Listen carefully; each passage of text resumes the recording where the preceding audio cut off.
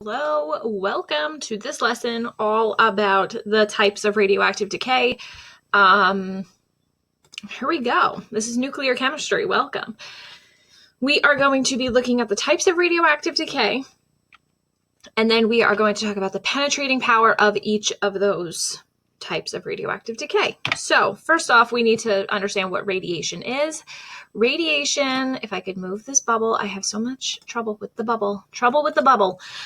Radiation occurs basically when we have too much stuff in the nucleus. So we have the nucleus of an atom. It is made of protons and neutrons. There is a sweet spot for the number of protons in relation to the number of neutrons. Okay.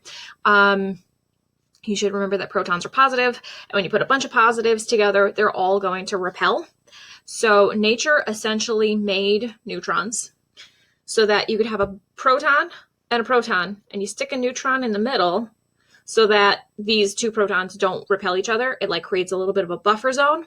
If you have too many protons, they're all going to try to repel, and if you have too many neutrons, there's not enough space for everything. So we have this graph here, and essentially it's just showing you that if we have too many neutrons, we're not stable. And if we have our protons equal to neutrons, we're kind of ish stable. When the atomic number is lower, that's easier to accomplish. But the bigger the atomic number gets, the harder it is for atoms to remain stable, because we're just adding in one proton for every new element across the table. This is why everything bigger than lead is going to be radioactive. It's because there's just too many protons and neutrons in the nucleus, and it's just overfilling. So it's partially the size of the nucleus and how much stuff is in there in general, but it also can come down to the ratio of protons to neutrons. So for instance, we can have hydrogen be radioactive, even though it just has one proton. We could just cram too many neutrons in there, and then it's not happy. So in order to become balanced, because everything in nature wants to be happy and balanced and low energy and high entropy, the nucleus is going to emit either particles or energy over time to make that nucleus more stable. And that's what radiation is. It's just the stuff spilling out of the nucleus. And we're going to talk about the type of stuff. So a half-life, we'll get to it later in a half-life video, but we are... A half-life is basically the measurement of the amount of time it takes for half of the sample to become stable-ish, more stable, let's say. So there are 4 types of radiation. The first type is alpha particles. An alpha particle, if you remember all the way back to Ernest Rutherford, for us, I believe that is 2.4, 2.3, 2.4. Let's see. Nope, it's 2.3. 2.3, Rutherford has the sheet of gold foil, and he's shooting alpha particles at it, and the alpha particles are going through the gold foil, and that's how he figured out that the atom is mostly empty space. Well, we have this box here, right? And we said inside of that he put a nuclear material. That nuclear material is trying to get rid of alpha particles in order to become more stable. That's how it worked. So he found something that emits alpha particles, put it in the box, and he poked just a teeny tiny hole in it. So the alpha particles were directed towards the gold foil. So you should remember from atomic as well. Let's look back. We are talking about 2.6 now. The numbers that go on top are called your mass numbers, and the mass number is the sum of the protons and neutrons together. And then the bottom number is the atomic number. That's the number of protons. So an alpha particle can be represented by one of 2 symbols. It can either be a lowercase a, or we can represent it as helium because it has 2 protons and helium has 2 protons. And then if we were to subtract 4 minus 2, we would know that it also has 2 neutrons. So 2 protons and 2 neutrons is going to give us the mass number of 4. Now, on occasion, we have a nucleus that's unstable, either because there's too much stuff or the ratio is off, and it is going to spit out or emit, emit, I'd kind of like to interchange those. It'll get rid of alpha particles so that that nucleus can become more stable over time. That's it. That's it. It just, some things will emit alpha particles. Alpha particles have a big mass. They have a mass of 4. So in terms of penetrating power, that means what it can pass through. You know how like you go to the dentist and you get x-rays on your teeth and they make you wear like that giant, really heavy apron? That's because x-rays are kind of similar to this type of radiation. They're in the electromagnetic spectrum, not necessarily as strong at all, but they make you wear that sheet because, or that metal sheet, because they don't want the x-rays to travel through your skin and then into your body. So they put that barrier there to stop that radiation from penetrating your body.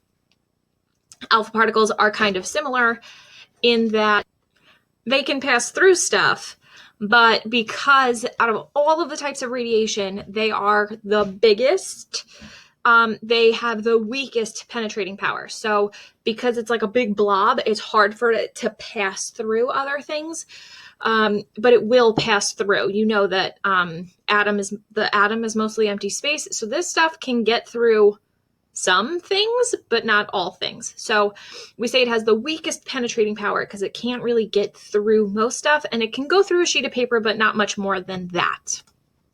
Next, we have beta particles, and a beta particle is basically the same thing as an electron. They're essentially the same thing. Now, you may be thinking electrons don't live in the nucleus. It's like kind of a little complicated where we have a piece of the nucleus kind of morphs and it bumps into stuff, and effectively an electron is leaving the atom. In terms of high school chemistry, you don't need to know the details. Just know that this nucleus is unstable and it's getting rid of the equivalent of an electron. So what happens is this baby has negligible mass. That's a fancy word for ignorable. The mass is so tiny that we don't even bother to think about it. And its charge is -1, or basically it's going to take a proton and smack out a proton. It's the equivalent of a -1. So these particles, because they have a very small mass, they can travel through thin layers of aluminum. Now, you know, aluminum is a little bit thicker than a piece of paper, which means that this has a little bit more penetrating power. We also have positrons. The positron is relatively the same as a beta particle or an electron, except that it's positive, hence the name positron. And what happens here is that the atom, a neutron, is basically morphed into a proton. So the mass isn't changing, but the overall effective charge is, but it's done by the emission of positrons. So you don't need to know all of that for high school chemistry. Just know that the mass is equivalent to 0, like no change, and a +1. So these as well, because they have 0 mass, can travel through thin layers of aluminum. The last one are gamma rays, or gamma radiation, and this is the really dangerous stuff. This is what turned what's-his-face into the Hulk, was the gamma rays. This is the most intense type of radiation. This is the stuff that comes out like in a supernova when a star explodes. It's a lot of gamma radiation. It's really dangerous because it's just energy. It has no mass and it has no atomic number. It has no mass at all. It's just energy. And this symbol is really blurry, but it kind of just looks like a Y, but the bottom of the Y is a loop. That's a Greek symbol for gamma. And this stuff is really crazy. It can travel through 3 feet of cement, possibly more. So it's dangerous. And this would have the strongest or the greatest penetrating power because it can travel through most things. Now, talk about questions. Okay, I'm going to look at these questions. I have a trick for answering these questions where you are kind of asked to figure out what form of radiation is coming out of a particular thing We are doing nuclear reactions. If you can look at your notes, you would know that nuclear reactions is coming in the next lesson. We will worry about that later, but for now, I just want to look at some basic reactions and check them out. So I'm going to pause, write out a few of these, and then we'll go over them. I'm sorry, I haven't been looking at you. So this is the first nuclear equation that we're looking at. And the question is, what goes on this line? What type of radiation is being emitted? So here we have radium, whose atomic number is 88. And it has enough things in its nucleus that its mass number is 226.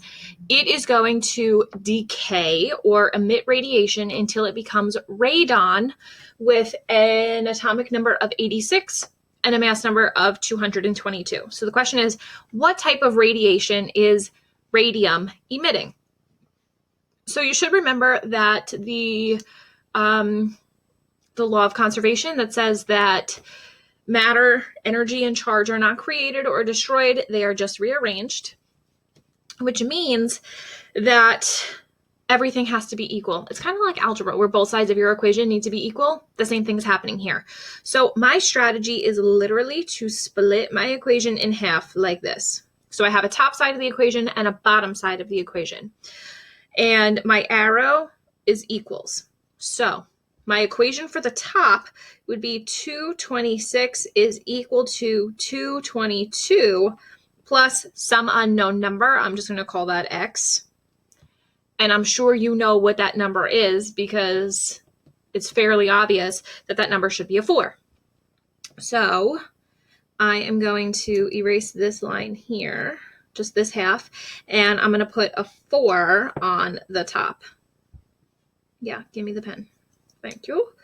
So we want a 4 on the top, and then we can do the bottom. The bottom numbers are 88. That is equal to 86 plus some unknown number. I'm going to call it y just because it's not necessarily the same as the other number. And you are an intelligent person. You know that y must be equal to 2. And what I'm going to do next is go look at the reference table and figure out which type of radiation matches a 4 over 2. And you can find all of that on table O. Where's table O? LMNO. Oh, here we go.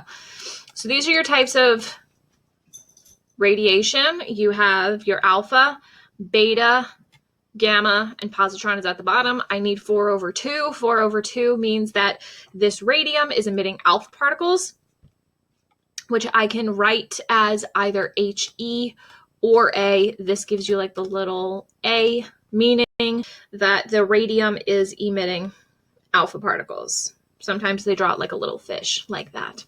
I like the fish. I think it's cute. So that is essentially how you would figure this out. That's it. That's the strategy for figuring out the type of radiation that's being emitted based on an equation. I'm going to do like one more example because I think this is pretty straightforward. I took a picture of that worksheet that I showed you.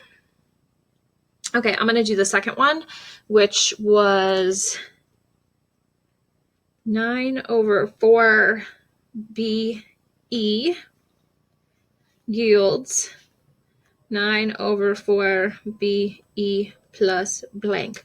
So the algebra in your brain should like jump up real quick and realize that these numbers don't change. If the numbers don't change, then my algebra would be 9 equals 9 plus 0. And on the bottom, I would have 4 equals 4 plus 0. And then what I would do is go back to table O and figure out what type of radiation that is. And it is right here, 0 over 0 with that little fancy Y. So that's what I'm going to put right here. Boom. That means that beryllium is emitting gamma radiation, and essentially nothing is changing. This is kind of where nature messes things up. In an effort to become more stable, nothing is happening. I'm actually going to show you the beta and the positron because I think they're a little bit tricky, so I want to show you another example, even though I said it wasn't going to. Let's do this one. We have 42 and 19. Just looking at the periodic table, you should know that that's potassium because potassium is the only element whose atomic number is 19. And then this is going to yield or give us 42 and 20.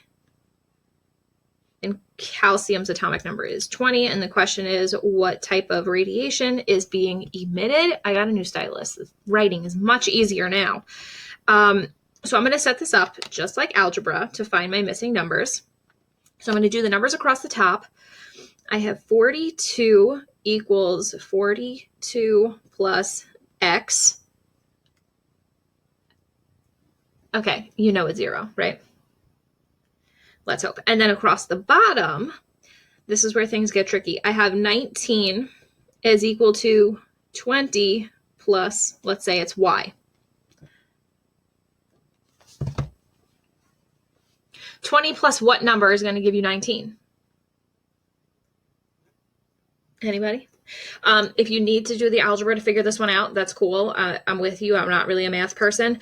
In order to solve this, you would subtract 20 from both sides, and you would actually get -1 is equal to y.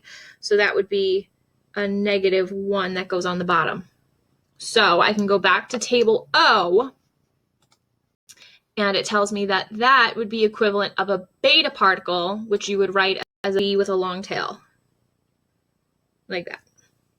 So this is emitting beta particles to become more stable. And yes, in doing that, the element changes. More on that in the nuclear lesson. And let's see. One more. Give me a new page. Here we go. We have 53 and 26. 26 is iron. I just said my handwriting was getting better. I jinxed it. Then we have 53 and 25, which is manganese, plus some unknown form of radiation. Let me make this bigger so you can see it. So here, if I do my algebra across the top, I would get 53 is equal to 53 plus x. Pretty obvious that x is equal to 0, so I'm going to put a 0 up at the top. And then across the bottom, we would have 26 is equal to 25 plus y. I think it's fairly obvious that y must be +1. And in doing that, that means that we are getting a beta positive, which is what some people call a positron. And the symbol would look like this. So it would be the long B, but with a plus. Oh, did I miss that other one? You can do B with a plus, or you can do B with the plus on the bottom, like that. And that is it. That's how you figure out the type of radiation. You just set it up like baby algebra. Like most people can do this in their heads. If you can't do it in your head, you solve it like you're in 7th grade again. And that's it. That's it. The smaller the mass, the greater the penetrating power, because the little tiny piece is really little and it can travel through stuff better. So that is that. Any questions, leave a comment. I will do my best to get back to you. Have a great day.